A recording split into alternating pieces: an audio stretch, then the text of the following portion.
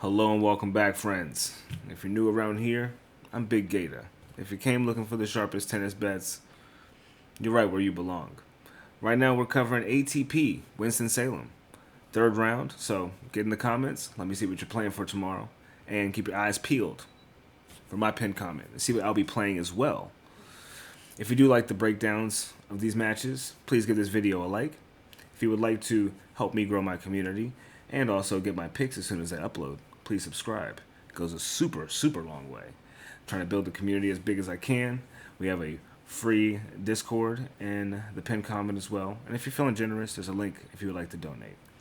But with all that out the way, what are we looking like? I'm going to say it again. What are we looking like for today?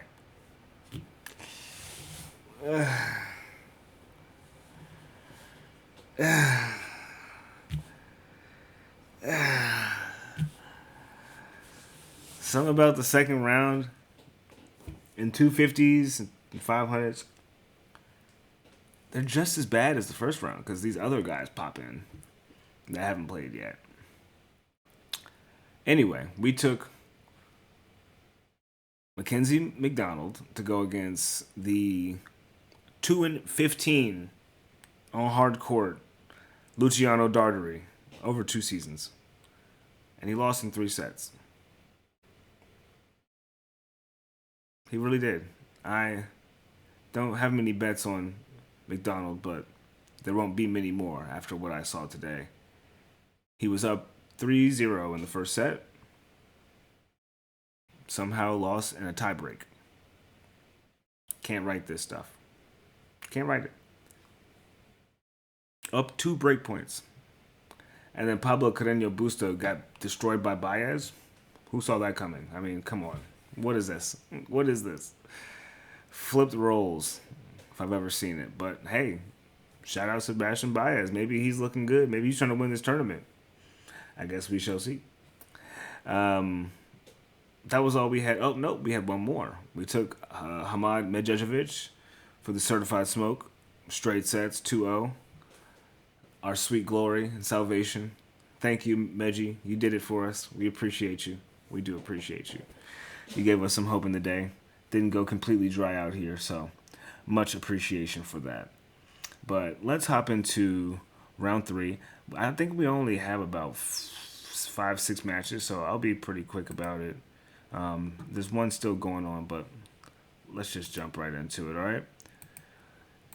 And our first match that we're going to be getting into is going to be Majchrzak going against Sebastian Korda.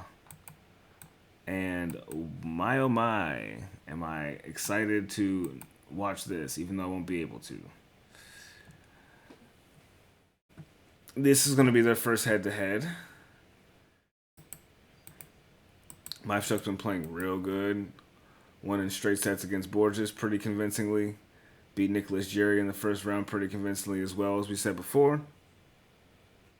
Korda got rid of Kopcheva pretty convincingly, and he was looking pretty gnarly out there as well. So Sebastian Korda's only 8-4 so far this season. Hasn't played too many times. He has one more loss than Majchrzak does, who's 15-3.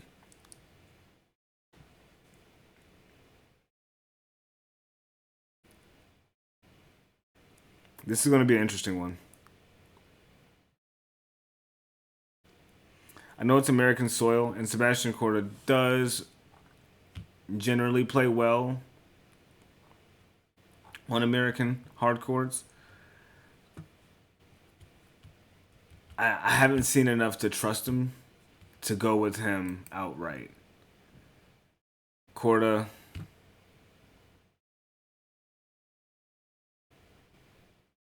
has a hardcore record in the past that is definitely worth mentioning. Had a repeated season last season in 2024 and 2023. He went 18-9 on the hard courts both years. So far this season, he's 8-4, as I said. He's got a 62% win rate, but Majchrzak has a 67. Granted, a lot of these hard court wins were on lower ranked tournaments and qualification rounds for bigger tournaments. So outside of the recent title he got in Poland just before coming down to America. And since then, he's been on a 7-match win streak, so he's in good shape. Sebastian Korda's only won 1 match. It's hard to say he can just come and beat a guy who's been going 15-3 this season. If he is, then he's winning the whole thing, in my opinion. Not to say that, like, Majchrzak was the guy that was going to take the whole thing. Maybe he could. Maybe he honestly could. But Sebastian Korda has to show, at least me, a little bit more for me to put some money his way. And I believe so far, we don't have a lot of odds just yet, unfortunately. But this is the only time I'm going to have to make the video, so this is what I'm going to be able to give you guys. Whatever head-to-head history and good stats and whatever I can see happening. The price doesn't usually matter. It's just what they think is going to happen. I tend to think a bit differently, so let's carry on. I do think that, my guess here is that Majchrzak can get a set and maybe cause the upset. He's plus 140. Sebastian Korda, I want to bet on you. I want to root for you. If I do actually play you, I'll probably play you for DraftKings DFS, like something like that, contest or something like that, for something small. But I won't go outright and say, hey, take this guy to win, when the underdog has been not playing like the underdog very recently. So I kind of like that as certified smoke, but I don't want to bet against Sebastian Korda just yet either. It just doesn't feel right. He looked way too good in that first match, but he was going against someone who, I mean, honestly, Fucsovics is pretty good on the hard course. He was 11-8, so not too different of a record, but his win percentage is about 8-9% different than Majchrzak's is, and his years of experience, right? So Majchrzak is 5 years older than Korda, which experience and time tends to play a factor in these matches. But with age and time in an ATP 250, maybe someone's here to stretch their legs and someone's here to actually get a title. I would look more at Sebastian Korda as the one trying to stretch his legs, but I could be wrong. Let's carry right along. And next we have Miomir Kecmanovic going against Luciano Darderi. And this is going to be their third head-to-head. Darderi winning most recently in Munich on the clay earlier this year in a third setter. And Kecmanovic beating him last year on the hard courts in Hong Kong, 6-3, 6-3. From what I saw from Darderi, he was playing pretty flippin' good. Kecmanovic last year, at the end of the year, was definitely in some nice form, so I can see him losing that match that way in straight sets. Beating Kovacevic, but taking it to a tiebreak. He didn't lose a set, though, so that's something there. I would say Darderi would probably be the underdog here, if I would assume. But I have been wrong before.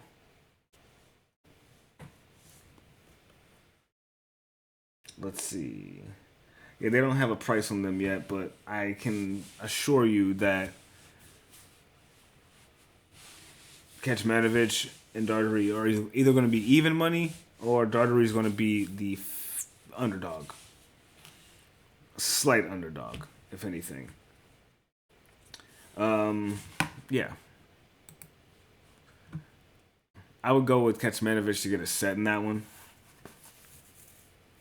Honestly, the way Darderi's been playing, I would take him for a set, but he could be tired. I don't know. He seems to really, really want to be there. So, based on how close the match was with McDonald, I think he really wants to be here. I don't think he did all that just to get his win back, to be like, hey, I got to win after retiring my last match. He's seemingly undefeated since he's left the grass, if you don't count his first hard court appearance where he had to retire. So, seemingly been playing very well recently. and the weather conditions will be not as threatening as it was in Cincinnati for him. So that retirement was a one-off thing. And Winston-Salem is a significantly cooler, and there's, I think, rain going to be going down there as well. So um, the conditions will favor him playing longer matches for sure, and he'll be fine. Kecmanovic hasn't needed to. He's been in America for at least a few weeks now as well too, so he's acclimated to whatever's going down in Winston-Salem. So I would take either or for a set. This could be a three-setter as well, honestly. This could be a three-setter. In their last head-to-head, it did go to 3 earlier this year with a tiebreak involved. But Kecmanovic has always managed to win a set whenever they play each other. So that's why I would take him for a set. And let's see, who do we have next? Oh man, Giovanni and Mpetshi Perricard going against Alexander Muller. And would you look at that?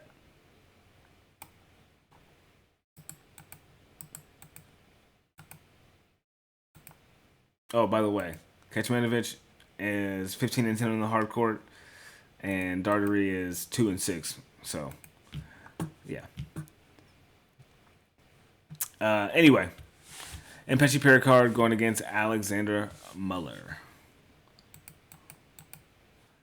And can you believe it? Gio made it, but it took him 3 sets to get here. This is going to be his first head-to-head with Muller.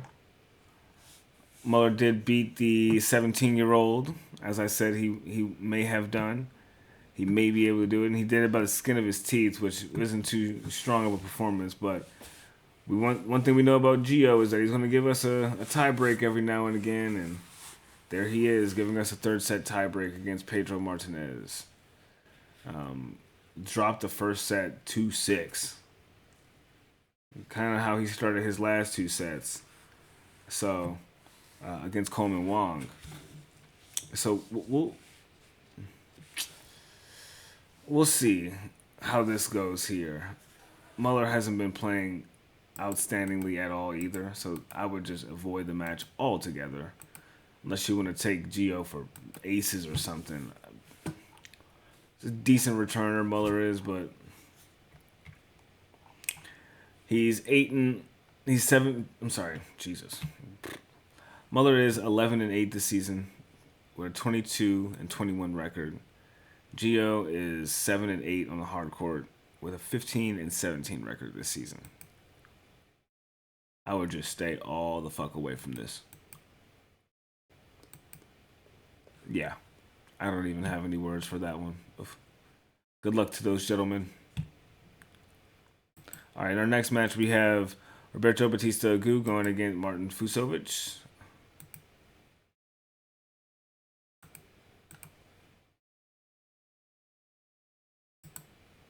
And these guys have played each other 6 times before. This is going to be their 7th head-to-head. For some reason, they keep meeting up in Doha every year. So, except for this past year, they didn't. But that was their last head-to-head, February, on the hard courts where Fucsovics won 6-1, 6-3. Where he...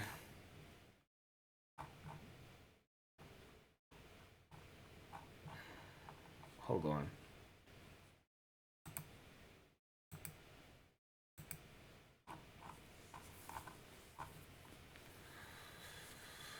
Where he ended up losing in the first round to Luca Nardi, but Bautista Agut, he's only 4-7 this season, but he had a lucky win against O'Connell. He did get a set, as I said he would, but that was all there was. There was a retirement right after that. He's been playing really well.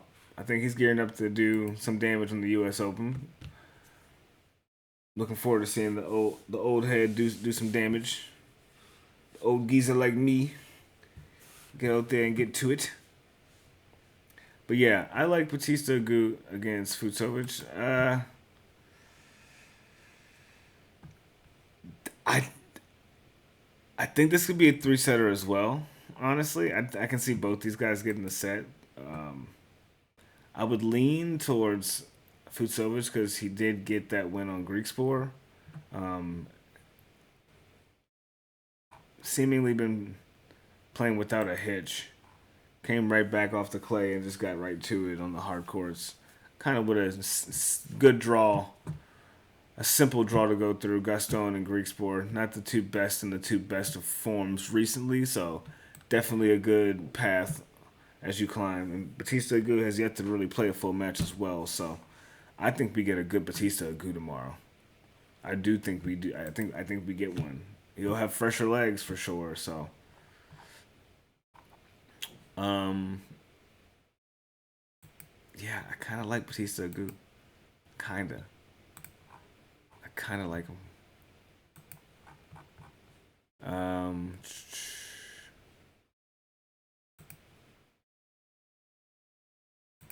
all right. Let's see what else we got. Next, we have Gabriel Diallo going against Ahmad Medjedovic.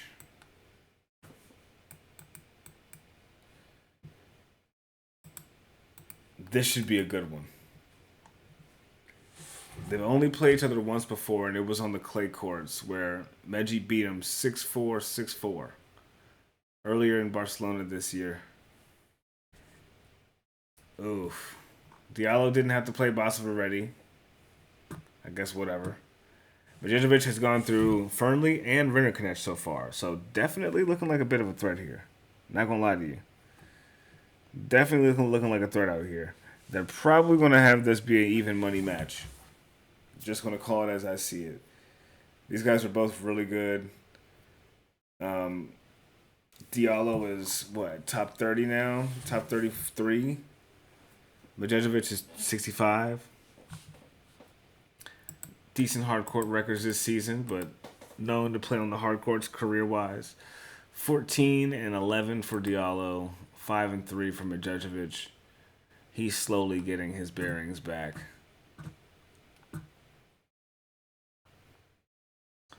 But the young Serbian is looking good.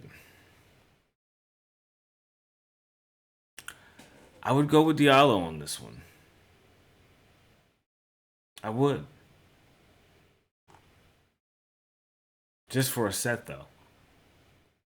I would go with Medjedovic just based off of the form that we've been seeing. Going to 6-4, 6-4 with Alcaraz is definitely like getting a set on Alcaraz, in my opinion. That's a pretty close match. If you can get over 7 games against him, then you want a set against Carlos. So good for that guy. Um,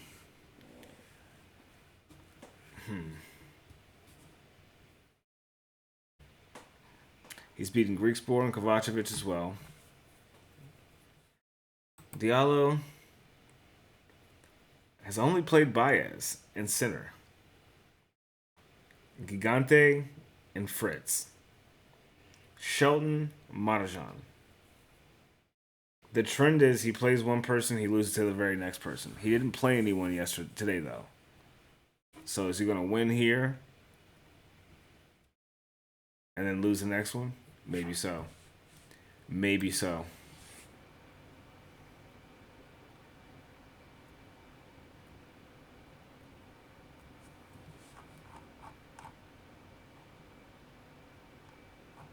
But Medjedovic is just too good. He is 13-3 on the indoor courts, so when it does get cold outside, we will be looking for him. But as of here, I can see this being a long match, but outright winner. It's a coin flip. It is a true coin flip in this one. There's no like obvious winner to this one in my opinion. I would lean towards Medjedovic just because of the form we've seen him in, but Diallo is higher caliber. He's gone against bigger names recently, and has kind of shown some good form. But we have seen more clutchness from Fernley, and he's showed up in big moments in every tiebreak that he's gotten into. We can't say the same for Sinner. I mean, for Diallo recently. He's only been in 2 tiebreaks. One against Gigante, which he won, and the other one against Sinner, which he lost, which is fair, but he went into a bit of a rough patch right now, I would say. I wouldn't say this is the best Diallo we're getting. He's getting a bit unlucky with the draws, but I don't think this is the best Diallo we're getting right now. In all fairness, I think we're getting a really good Medjedovic. Just as we see it, I think we're getting a really good Medjedovic. So I would lean more on him.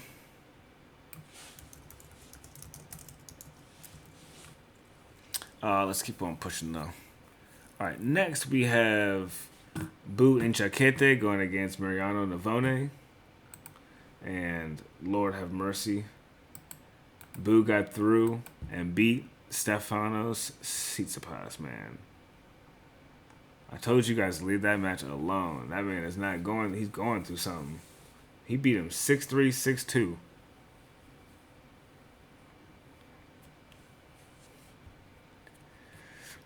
Navone beat Giron pretty convincingly, 6-2, 6-2. People he's been playing against haven't scored over 7 games against him. Navone, Bu, has gone against, as what is this, a top 15, top 20 player out of form currently. Navone is top 60 on his best day. So I do like Bu's odds here. I'm sure he's the super favorite. But I do see him slipping up a bit because it's hard to ignore how decent the form is from Navone.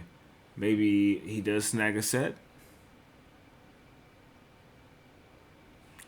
It's capable. It's possible. Anything is. We've seen what Baez did to Cardenio Busta, so you never know. And with that, let's just move on to the next one. The Speak of the Devil, Sebastian Baez, going against Botic van de Zandschulp. And these guys have yet to play each other. Funny enough. But Baez is now 2-5 on the hard courts, beating Pablo Carreño Busta and David Goffin so far this season. Losing to everybody else. Bublik, Gigante, Diallo, Cazot, Acosta. Carreño Busta is back in the iffy category. That is for sure. All right, and then we have Botic, who is 9-6 on the hard courts this season. Both of these guys have a decent, but not anything special, hard court record. They can just hang in there, more or less. 58% from Botic, 49% from Baez. This guy's been having an abysmal year, but he is only 19-19, which isn't as terrible as his form looks. But you have Botic, who's 21-21. So these guys have literally been having just as bad of a season. Both of them have. They both win 61% of the time. Baez is currently ranked 40. Botic's ranked 92. If I'd have to say, Botic definitely should be the one that gets it done here. Beating Arnaldi and Walton were not easy wins. He needs to be the one that gets rid of Baez after this guy got rid of Carreño Busta. He's got to. He's got to. It would be absurd if he didn't.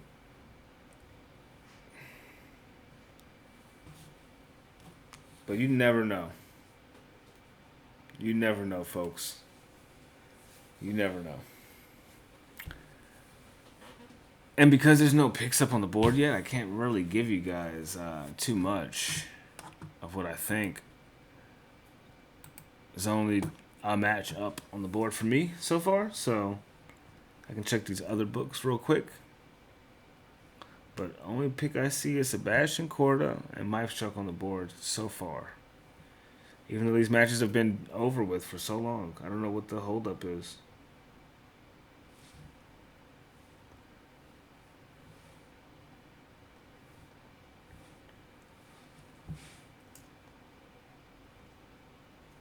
Oh my choice. All right, so our last match is going to be Lorenzo Sonego, most likely, if he wins the match he's currently in, going against Jaume Munar. And these two have played each other twice before. In the qualies in Cincinnati last year, Munar won in 3 sets. And Umag on the clay the year before in 2023, Sonego winning in 3 sets. These two are so scrappy. I can see it going to a 3-setter for sure. So whenever that comes up,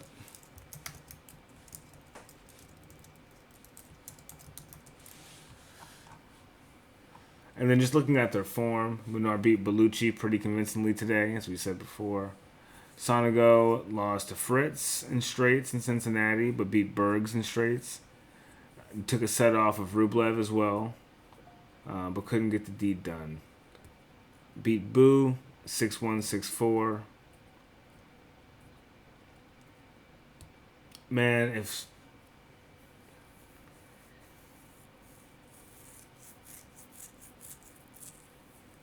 I would take Sonego. I would take Munar actually to get a set here.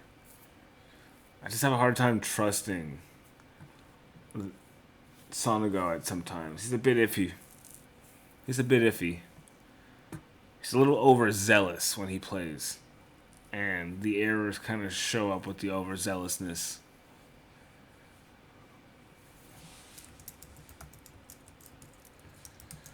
But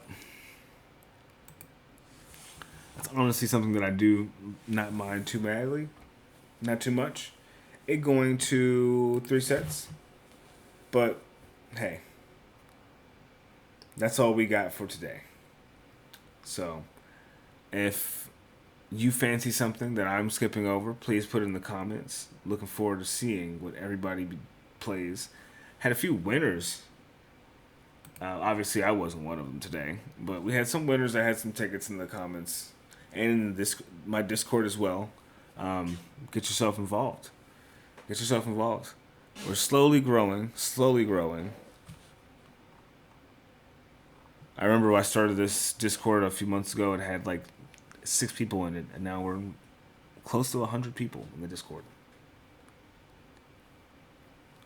So, thank you guys for the community that's growing, for the community that continues to ride. I have a long day of work tomorrow. I'm going to get some rest. I'm going to catch you guys in the next one. Be well. Love you all. It's Big GATAH, as you know. And I'll catch you in the next one. Peace.